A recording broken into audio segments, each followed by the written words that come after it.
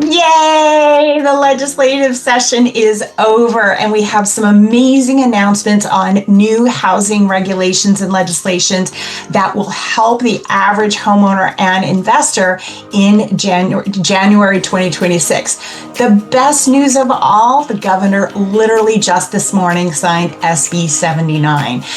That allows people on single-family zoned properties within 5 miles of a high-use transit zone, you can build to 10 units. 10 units. Even if it's zoned single family, you can build up to 10 units. Now, there are some caveats. They had to add in some things to get the votes out. You cannot demolish an existing rental house that is rent controlled. Regular rental may be okay, but that is rent controlled. And you've got to use labor standards. You've got to pay the prevailing wage of labor unions, particularly for 100% affordable housing acts.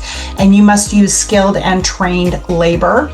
And there's developer liability for wage violations. So you need to review those. The phase 1 environmental assessment is required, but there's some other laws coming down the pike that may make that null and void.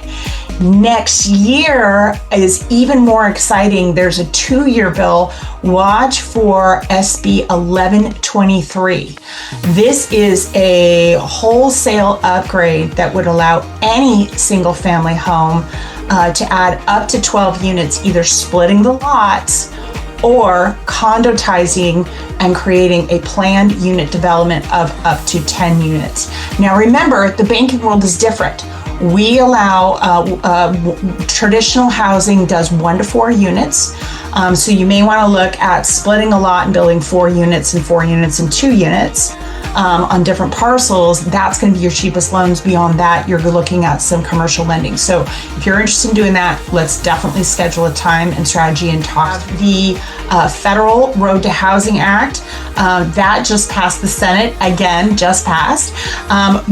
For those, you can look for grants for repairing your home, grants for building housing in opportunity zones. Remember those old grants in opportunity zones from HUD, and also community block grants. So the feds are going to give certain communities money to give out grants. So watch in your community, probably the end of 2026. If you're a more affordable income area, there might be community block grants to help develop and improve those neighborhoods. The really exciting stuff is with the first half, and congratulations to Buffy Wicks and the group of California legislatures that really are putting teeth into the ADU rules. They're giving, the main theme of these rules is to establish the California Department of Housing and Community Development, HCD. You'll hear that a lot, HCD. They are the enforcement authority on ADU rules. The ADU rules have been clarified, and they're giving HCD a sledgehammer to stop silly anti-housing rules established by local municipality. So here's what really matters. Number 1, SB 9 is HCD enforcement. It gives enforcement over local ADU ordinances. So the local municipalities, cities, counties, need to submit their ordinances to HCD for approval within 60 days. Previously, they were waiting a couple years, maybe or maybe not submitting it. And then HCD gives them comments 30 days back. The municipality may not enforce their local ADU rules and must revert to state standards unless those ADU rules are approved by HCD. Big. And there's fines involved. We'll talk about that in a second. AB 1208 has a mandatory 10-day inspection for municipalities. And if they don't, if you've built your house and they have 10 days to inspect it, including public utilities, if they don't inspect it, they've been warned before by HCD or the Attorney General, there are $50,000 fines on the municipality per violation. Repeat violations, if they go to court, is a mandatory 5 times multiplied fine for that utility for multiple violations. It's unbelievable. AB 35 establishes strict timelines and a private plan check option. So you can hire now a professional, a private professional who is certified as a residential plans examiner. If the city cannot approve your ADU permit within 30 days, you can hire a private guy to approve your plans. Yes. And then they submit those plans to the municipality. The municipality has 10 days to approve that, or it is automatically deemed compliant and the permit deemed approved. You can also self-certify your plans, but then you're liable. I wouldn't go that route.